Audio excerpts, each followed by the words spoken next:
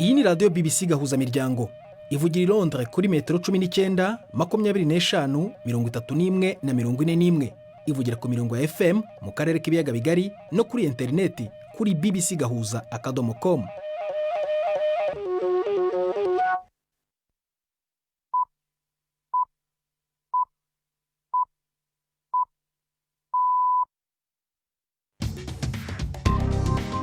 Ubu ni saa 10 n'igice ku isaha mpuzamahanga ya GMT, ni saa 12 n'igice ku masaha yo mu Rwanda no mu Burundi. Muri studio muri kumwe na Prudence Ngiyumva. Wiriwe hoteza amatwi BBC Gahuzamiryango aho uri hose ku isi, kaze kuri radio, kuri Facebook live ndetse no ku mirongo migufi ya shortwave. Dore ingingo z'ingenzi z'amakuru turambura mu kanya kuri uyu wa gatatu tariki ya 10 z'ukwezi kwa gatandatu mu biganiro bya Gahuzamiryango byibanda ku buryo busesuye ku nkuru y'urupfu rutunguranye rwa perezida w'u Burundi Pierre Nkurunziza, rwatangajwe na guverinoma ejo hashize kuwa kabiri mu itangazo ryasobanuwe ko yazize indwara y'umutima. Abategetsi bo mu karere k'ibiyaga bigari babaye abambere mu kwibuka perezida Pierre Nkurunziza no kwifuriza abarundi kumwibuka mu buryo bubabaje. Turumva icyo bamuvugaho mu kanya. Ariko se perezida Pierre Nkurunziza yari muntu ki mu Burundi? Yibukwa ku buryo butandukanye muri politiki ndetse no mu buzima busanzwe. Cyambere gikomeye cyane yari umuntu yicisha bugufi, yari umuntu asanzwe, abantu bose yababona ko ari abantu basanzwe. Hanyuma icya kabiri ni ugukora, yari umuntu w'umukozi. Uru ni urundi ruhande rw'abandi bamwibuka. Rero uko ndamuzi nuko abaye umukuru w'igihugu nuko yagiye arahinduka buhoro, hanyuma ntitwashobora guhuza ku bintu bimwe mbona bitameze neza nk'uko nahani hagati y'akazi na muntu. Turumva n'abanyagihugu basanzwe. Ibi byose turabigaho mu kanya nyuma yuko Audace Makado abagezaho andi makuru y'ingenzi avuga ku isi. Ndagaruka muri studio mu kanya. Samirana radio yacu dukunda cyane, radio yacu dukunda cyane, radio yacu dukunda cyane, radio yacu dukunda cyane, radio yacu dukunda cyane. BBC Gahuzamiryango. Ndabahaye mwiriwe mwebwe mwese mudukurikira incamake y'amakuru avugwa mu isi. Nayahere aho muri Amerika umuvukanyi wa George Floyd wa mwirabure aheruka kwicigwa mu minwe y'abapolisi muri Amerika. Uno munsi yasavye inama nshingamateka ya Amerika guhindura bigaragara ibigenga ibikorwa by'abapolisi, abwira abo batowe n'abanyagihugu aho bakoraniye Washington DC biga ikoreshwa ry'ingimba ry'igipolisi. Floyd yavuze ko abapolisi baba bakwiye kwishura ivyo bakora kandi bakiga kubaha abanyagihugu. Yibukije ko mwene wabo George Floyd yatabaje bikaba impfa gusa, mugabo ko yizera ko urupfu rwiwe rutazoba impfa gusa. Abo mu mugambwe w'abademokrate nibo bashikirije ibikwiye guhinduka, babishikiriza inama nshingamateka na nkenguzamateka. Umugore ari mu bavugira Perezida Trump yavuze ko Trump ashobora kubifatira ko agafata ingingo ku bubasha ahabwa n'amategeko. Stefan Löfven, umushikiranganji wa mbere wa Sweden, yavuze ko igihugu kigiye gukira kuvaho sentare imenyeshereje ko hamenyekanye uwikekwa kuba yarishe umunyepolitiki Olof Palme haheze imyaka 34.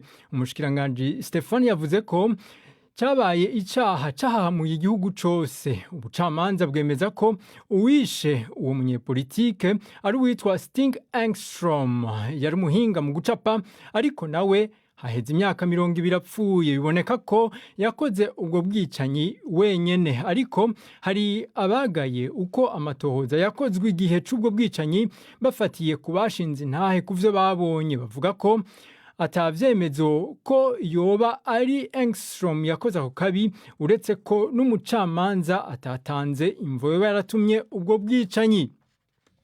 muri Nigeria ubwicanyi bwarenzaho igitero cyahitanye abantu bashika 69 icarimwe mu gitero gikekwa kuba cakozwe n'abagwanyi b'abajihadist. Ico gitero cabereye ku birometero 80 mu buraruko uva mu gisagara ca Maiduguri. Ni inkuru ya Celestina Rulode mw'ijwi rya Yvette Kabatesi. Baje mu modoka kuwa kabiri nyuma ya saa sita bahagera barasa ari nako abaturage bahunga.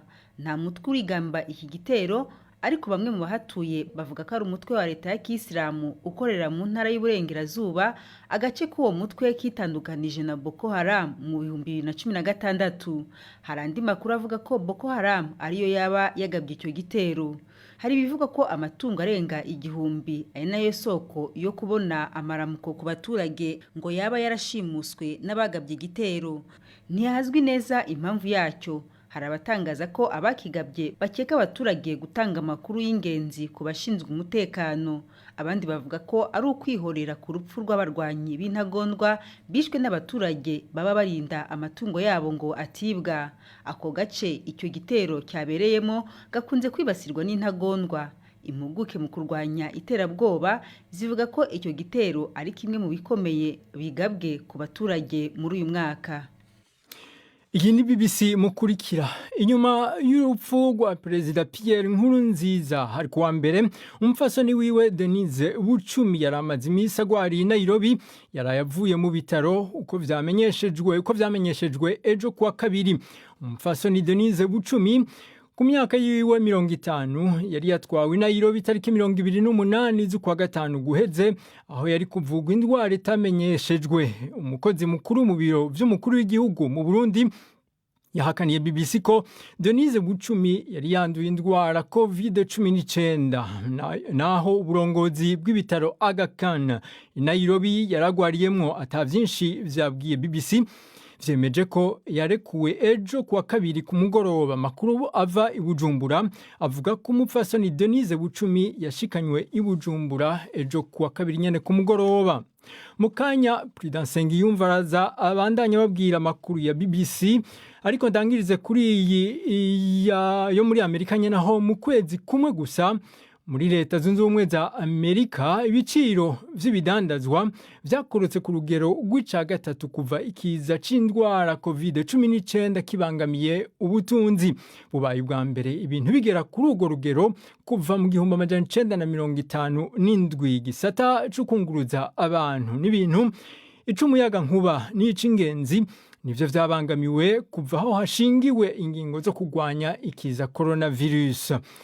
Banyene ibibanza bidandarizwamwo bita mall nibo bamenyesheje uruhombo bagize kuri miliyari zigera kuri 3.6 z'amadolari ya Amerika ugereranije n'imbere y'iki kiza. Ariko ibisata vy'amagara y'abantu n'ifungurwa vyo ibiciro vyaraduze.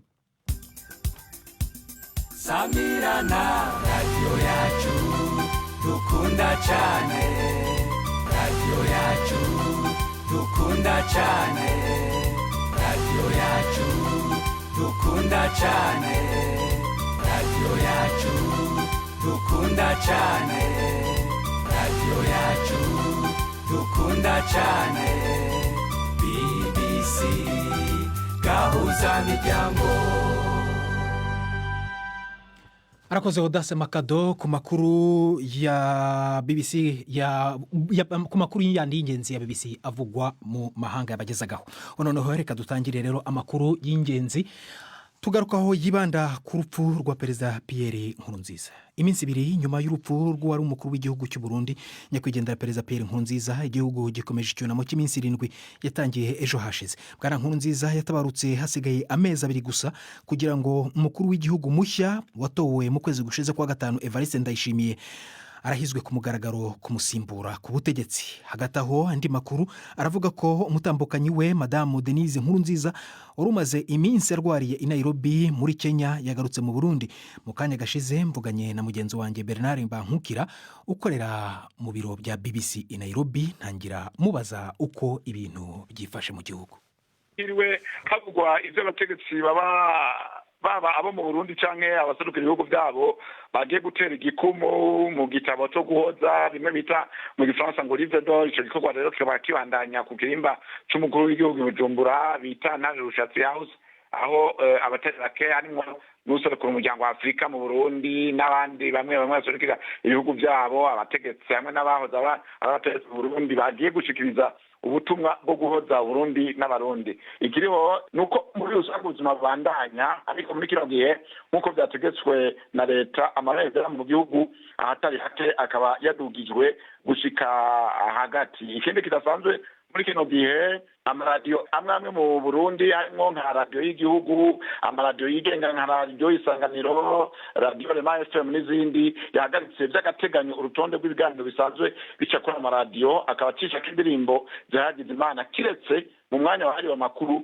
aho yoyo azoshikirizwa. Ariko ibindi bikorwa byabandanije muri rusangi nko muri kino gihe nk'akarorero kuva ejo kwa kabiri abana mu gice cya mbere cy'amashuri shingiro bariko barakora ikibazo kibaha uburenganzira bwo kwinjira mu gice cya kabiri. Ivyo bibazo bikaba byabandanije gushika ejo. Muri make n'ivyo twovuga ku bijanye n'ingene ibintu vyifashe mu Burundi gushika. Hari amakuru ari gucicikana ku mbuga nkoranyambaga avuga ko n'abandi bantu bo mu muryango wa Perezida Pierre Nkurunziza baba nabo barwaye ndetse barimo n'umubyeyi we. Ayo makuru hari icyo leta yaba yayavuzeho, hari ikiyavugwaho mu gihugu? Gushika ubu leta novuga yuko atakintu na kimwe irashobora gutangaza ku bivugwa ku muryango y'abanyakwigendera umukuru w'igihugu Petero Nkurunziza. Ni ibintu byinshi by'uwa twovuga bigenda bivugwa ku mbuga ntangamakuru. Tukaba rero twashoboye kuvugana na Prosper Ntagwamiye asanzwe avugira leta. Wewe icyo yatwemereye ati umuvyeyi wa Petero Nkurunziza aragwaye, ibindi ativugwa ni bihuha gutera ubwoba. Ariko ntabwo yigeze abasobanurira icyo yabarwaye. Oya, icyo ntacyo ashobora kutubwira. Hanyuma ku makuru rero yandi y'umutambukanyi wa Perezida Pierre Nkurunziza, Denise Bucumi, wari umaze iminsi arwariye i Nairobi, bivugwa ko nawe yabagarutse mu gihugu. Byo bimeze gute? Ego, ico nikindi kivugwa. Nuko bivuze Denise Nkurunziza, umutambukanyi wa nyakwigendera Perezida Petero Nkurunziza, yasubiye mu gihugu avuye hano i Nairobi muri Kenya aho yaramaze igihe agwariye. Ivyo rero bikaba vyemejwe n'umwe mu bakozi b'ibitaro kandi yarasanzwe agwariyemwo, aho yabwiye BBC ko umupfasoni Denise Nkurunziza yabivuyemo ejo kwa kabiri ku mugoroba, akaba yasubiye mu gihugu atwaye n'indege ya kompanyi yigenga yamuzanye. Aha twokwisaba twumviriza ko kuva kuwa 28 z'ukwezi guheze rwa gatanu yari mu gisagara ca Nairobi muri Kenya, aho yari kwaravurirwa naho gushika ubu atakintu nakine tigeze kimenyeshwa ku ndwara ye karibuza. Ariko nta kintu ubutegetsi bwari bwabivugaho ku buryo bw'umugaragaro. Nta tangazo burashobora gushikiriza ku byerekeye ubuzima amagara y'umutambukanyi wa nyakwigendera Petero Nkurunziza. Ku bijyanye rero n'amakuru yo gusimbura Perezida Pierre Nkurunziza, mbere y'uko Perezida mushya Evariste Ndayishimiye uherutse gutorwa ku mabanga y'umukuru w'igihugu amusimbura ku mugaragaro mu kwezi kwa munani, ubu ngubu bihagaze gute? Haravugwa iki mu gihugu? Gushika ubu ntacyo leta iramenyesha ku bijyanye no kumusubirira. Hagati aho ibwirizwa shingiro rishatse ry'igihugu riratombora neza mu ngingo yaryo y'121 aho ivuga iti mu gihe umukuru w'igihugu atanze imihoho, asandavye canke hari iyindi mvo iyo ariyo yose imubuza kubandanya arangura amabanga ajejwe, mu kurindira uwundi mushasha asubirirwa n'umukuru w'inamashinga amateka, uyu nawe akagura amabanga abayabaye nk'umukuru w'igihugu mfata kibanza. Rero harabibaza ko leta ishobora gufata ingingo ko uwatowe ashikirizwa amabanga, abandi babaza ko umukuru w'inamashinga amateka ashobora gushikirizwa amabanga afata kibanza nk'uko ibwirizwa shingiro ribitegekanya. Ariko gusa ingorane hari nuko umukuru w'inamashinga amateka ahari ubu yoba asigaje ikiringo hafi c'indwi zibiri. Ikibazo rero kukaba ari kwibaza ingene yoshobora gusubira umukuru w'igihugu gushika kuwa 20 z'ukwezi k'umunani mu gihe ikiringo ciwe coba cararangiye. Gushika rero turacarindiriye ico leta izoshikiza kuri ivyo bibazo vyose. Bernard Bankukira mugenzi wanjye ukorera mu biro bya BBC i Nairobi. Mukanya turagaruka ku buryo Perezida Pierre Nkurunziza yibukwa mu karere ndetse no ku mugabane wa Afurika, haba ku rwego rw'abategetsi bagenzi be ndetse n'abanyagihugu. Ariko mbere kugera aho ngaho, Perezida Pierre Nkurunziza yari mu ntoki. Byumve muri inkuru ya Marike Niyonkuru. Mu ntango y'igihumbi 1990 Petero Nkurunziza yarigishije igihe gito mu mashuri makuru, mu nyuma aja kuba umufasha mu kwigisha muri kaminuza y'u Burundi mu gisata kijejwe kunonora imitsi gushika mu 1994. Inyuma y'ubwicanyi bwabaye muri kaminuza yarahunze yinjira mu muhari FDD wagwanya leta mu 1995. Abo bari kumwe bagwanya leta bamufata nk'umuhuza, baramwizigira banamushira mu babarongora. Mu 1998 Petero Nkurunziza yatowe na bagenzi be mu muhari FDD kuba umunyamabanga w'umuhari. Niwe yaserukira CNDD-FDD mu biganiro vy'Arusha no muri Afrika y'Epfo vyahuza uwo muhari na leta y'u Burundi yari ico gihe. Ibiganiro vyatumye amasezerano yasinywe y'amahoro mu 2003 inyuma y'intambara yahitanye abarundi baharugwa mu bihumbi. Mu 2005 Petero Nkurunziza yatowe n'inama nshingamateka na nkenguzamateka kuba umukuru w'igihugu mu kiringo c'imyaka 5. Amatora yatanga icizere ku Burundi. Nk'uko yaheruka kubivuga uyu mwaka, mu gutwara igihugu Pierre Nkurunziza yari yashize Imana imbere. Imana yabanye na jewe rero mu myaka 15. Imana ifite ibanda ca mbere mu mugambwe CNDD-FDD. Abanse baragerageje kutugwanya, ariko ku Imana ari kumwe natwe nta numwe yashoboye gusimba umutaro. Imana yiduha intsinzi. Hari akantu rero abagiye gutorwa, Imana ifite ibanda ca mbere mu gihugu hamwe no mugambwe CNDD-FDD. Bizwa bikomeye. Mu 2010 yaratowe n'abanyagihugu mu kindi kiringo c'imyaka 5. Muri ivyo biringo Petero Nkurunziza yaboneka cane mu bibanza bitandukanye vy'igihugu, n'igihe igisata c'umupira w'amaguru kiri mu vyateye imbere. Mu 2015 Petero Nkurunziza yasubiye kwitoza mu kiringo bamwe babona ko giteye ku biri n'ibwirizwa shingiro ryavuye mu masezerano y'Arusha. Aratogwa ariko bikurikirana n'amatati yasubije inyuma ubuzima bw'igihugu, abantu barahunga, abandi baricwa. Naho inzego zijeje kugarukana umutekano zagumye zitanga mu kuja kugarukana umutekano mu bindi bihugu, imigenderanire hagati y'u Burundi n'amakungu yaratosekaye cane. Ibisata bijejwe hagati y'akazina muntu ntibicana uwaka na leta y'u Burundi. Ubutunzi bw'igihugu bwarasubiye inyuma, ariko igihe yahimbaza imyaka inatwara igihugu mu kiringo benshi babona ko ari ca gatatu mu 2019, Petero Nkurunziza yarashimye ivyo yaranguye mu gihugu. Turashimishwa n'intambwe tugeze ko mu gushira mu ngiro ibyo twiyemeje igihe twashikirizwa aya mabanga.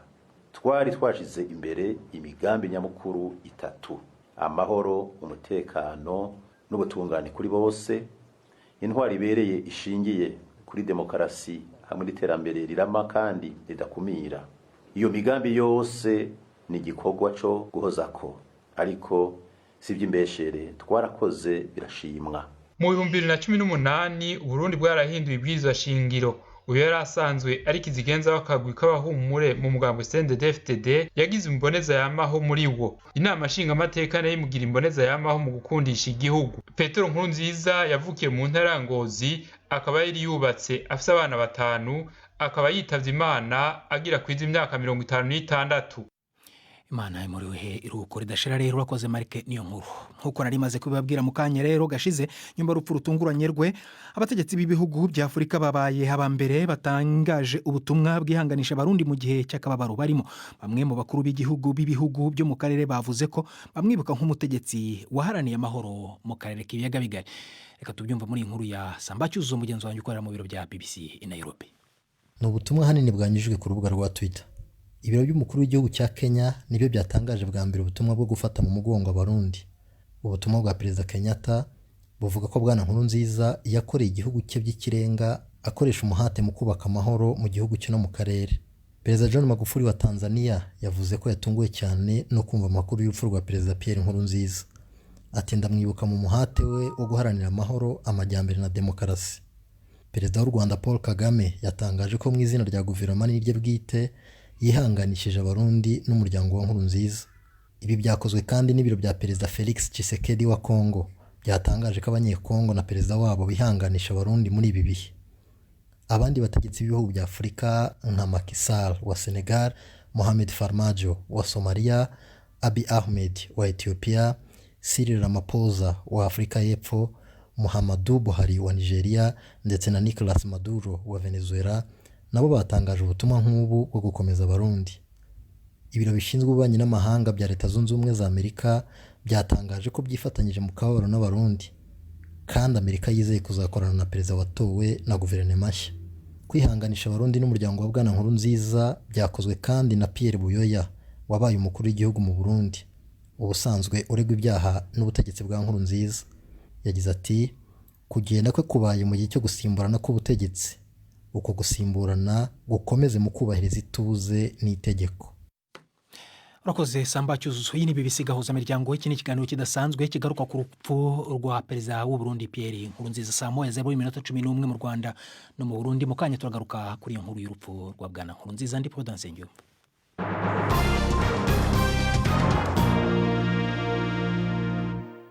Mu gihe cy'ubutegetsi bwa perezida Nkurunziza mu myaka ikabakaba 15 ishize, yashimwe gukora byinshi byiza, ariko kandi hari naho yanenzwe n'imiryango y'uburenganzira bw'ikiremwa muntu mu Burundi ndetse no mu mahanga. Claver Mbonimpa n'umwe mu mpirimbanyi z'uburenganzira bw'ikiremwa muntu mu Burundi wahunze igihugu nyuma yo kugerageza kwicwa, ashinja ubutegetsi kuba inyuma y'ibi bikorwa, ariko ubutegetsi bwarabihakanye bwivuye inyuma.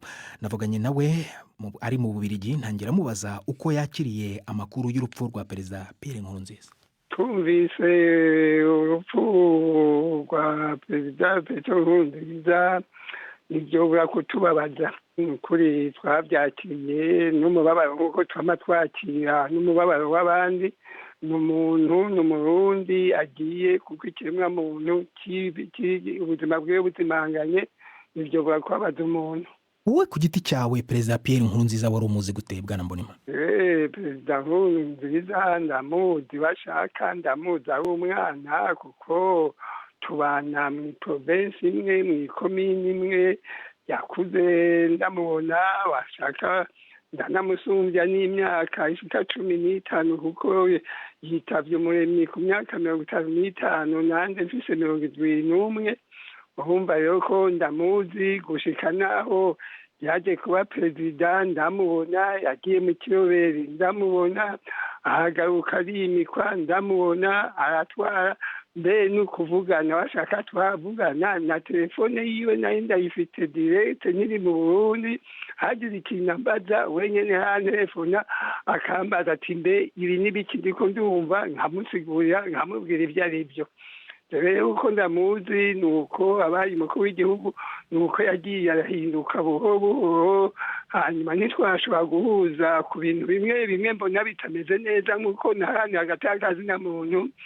Rero tudahujije niho twaca dutandukana. Rero aho hatwe kubinicira batangiza kwivuza hanze, ncangumayo gushika n'ubu. Mugabo rero nk'uko yari umukuru w'igihugu, akaba ari ibyo atashoboye gukindira bamwe n'abandi, urumva abantu ntibakira ibintu cyo kimwe. Ayo nkagira nti n'uwo yoba yababaje burya iyo umuntu apfuye, murazi ko n'ubutungane budasubira kumukurikirana. Rero nkagira nti nk'uko abandi twama tubivuga tubisaba, kuko twese ntawojya ngo nakaritavye umuremyi ngo araryohewe, kuko abantu bose yaba perezida yaba iki, twese imbere y'urupfu turangana nk'uko twateza kungana imbere y'amategeko. Ibyo ari byose perezida Pierre Nkurunziza yategetse Burundi, igihugu cyawe, kuva mu mwaka wa 2005 kugeza muri uyu wa 2020. Muri rusange ishusho ubona abarundi bagombye kumwibukiraho niye? Ibyo bivana n'abantu umwe wese ku giti ciwe. Nka jewe Nkurunziza novuga nti intwaro yiwe kuva gishika ku butegetsi, nukuri imyaka 5 ya mbere ntawari kureka kumutera amashurwe, naho hacamo bimwe bikaboneka nabi. Icyo gihe yagihanurwa, wamubwira ati ibi n'ibi akabyumva. N'igihe jewe naza kuraba abanyoro bafungiwe Muyinga, haciye iminsi 3 nkabura irengero, hanyuma tukabatora mu ruvubu, tugasanga na ba FNL bishwe bashika 40. Jewe nagize nti ibyo bintu sinshaka kubyihanganira. Naciye ndabivuga, mbe ndafatanya n'ubutungane, auditora militaire, yafata bamwe bamwe mugabe iyo dosiye yahatwe kunkorako. Rero ibindi umuntu hariho byiza n'ukuri byakozwe nabijya byo kuvuza abana ku buntu, abakenyezi kwibaruka ku buntu, iyo yose ari politike nziza mugabo bazi ko ibintu byiza ugakora ikibi kimwe kihanitse ibyiza byose wakoze bimera nk'ibizimanganye. Kamamaza guhera mu 2015 niho ibintu byagiye kuba imvururu, abantu baricwa, abantu barahunga. Rero kuba warahunze hama ukaba perezida abandi bantu bagasubira guhunga, ubona muri icyo gihe rero abantu ntibakubona kimwe, bivana umwe wese n'inyungu ziwe. Karaveri Mbonimpa, ku bandi bakoranye bya hafi na Perezida Pierre Nkurunziza ngo ibikorwa bye byo kwitangira igihugu ndetse n'umusaruro wabyo nibyo azibukirwaho. Navuganye na Karenga Ramadhani, umwe mu bakoranye na Perezida Pierre Nkurunziza bya hafi muri guverinoma ndetse no mu mugambwe CNDD FDD. Ntangira mubaza uko yamenye nyakwigendera Nkurunziza. Ubwa mbere jewe n'umuntu nzi kuva kera kiri mu entraîneur w'umugwi w'umupira witwa Ino Sporting kera akiri muri kaminuza y'u Burundi, no mu nyuma agiye kuyigisha. Hanyuma tugiye muri ibi bintu by'urugamba duhurira mu bintu nyene byo kugwanira demokrasi mu Burundi. Hanyuma hageze yuko tuja mu mishikirano turagendana, imbere yuko ashikirizwa amabanga yo kurongora igihugu atogwa n'abanyagihugu. Narabaye chef du protocole wiwe mushika ashikirizwa ku umukuru w'igihugu, mba n'umushikiranganje wiwe wo guhanana no kumenyesha amakuru, hamwe no kuba umushikiranganje ajejwe akarere ka Afrika y'ubuseruko. No kuvuga rero ndamuzi mu bintu by'imikino, ndamuzi muri politike no mu buzima busanzwe. Yari muntu ki hanze ya politike? Icyambere gikomeye cyane yari umuntu yicisha bugufi, yari umuntu asanzwe, abantu bose yababona ko ari abantu basanzwe. Hanyuma icya kabiri ni ugukora, yari umuntu w'umukozi. Hanyuma ikindi ni ikintu ko yakunda siporo. Hanyuma ararera n'abana benshi b'imfuvyi kuva kiri mu rugamba no mu buzima busanzwe. Igihe umuntu yo baramugiriye amakosha kuri we yaguma abishira mu minwe y'Imana. Hariyo n'abandi bamugiriye amakosa komakomeye, hanyuma mu nyuma arabaha ikigongwe. Ivyo navyiboneye. Kuri icyo ngicyo uvuze cy'Imana, hari nk'abantu bamwe bavugaga bati yari umuntu koko usenga, werekana ko wakunda Imana, ariko rimwe na rimwe bakavuga ko ahubwo yajyaga mu Mana cyane kuruta ko yibagirwa ubuzima bwo ku isi hano. Ivyo nivyo kandi ndibabahenda batamuzi niho bihendera mu bintu byo gusenga. Yabibonye kandi akabishira imbere kubera impanuka nyinshi n'ingorane yagiye arabona. Hanyuma ageze kubona yuko Imana yamufashije akava muri izo mpanuka n'ingorane, niho yaciye ahubwo asenga kurusha.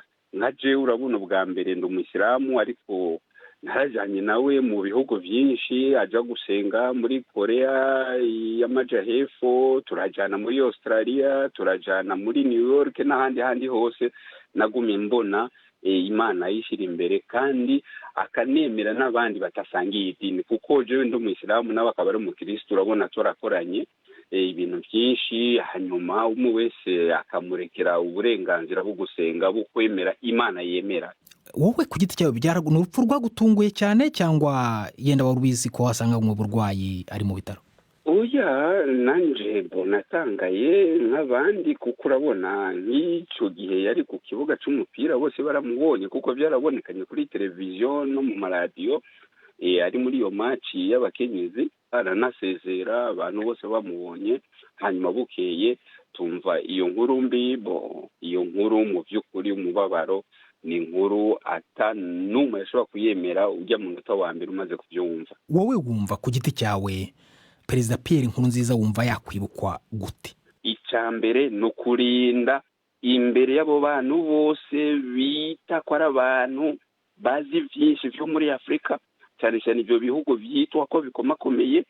Yatweretse ko abarundi bategerezwa kubandanya ko ari abarundi, bakidegembya, hanyuma tugakoresha ingufu z'igihugu cyacu. Kandi yarabikoze turabibona mu kubakisha amashure tutarinze kuzerinze, mu kubakisha ibitaro, mu gufata ingingo aho amakungu yose atinya ko umuntu cyangwa icyo gihugu kigiye kugenda nabi. Je ndamuzi yuko yafata ingingo ku neza y'igihugu, aho benshi murazi abarongoye ibihugu byacu ngaha mu karere no muri Afrika yose birirwa baja gusega imbere y'abo bantu bitwa ko badukolonije.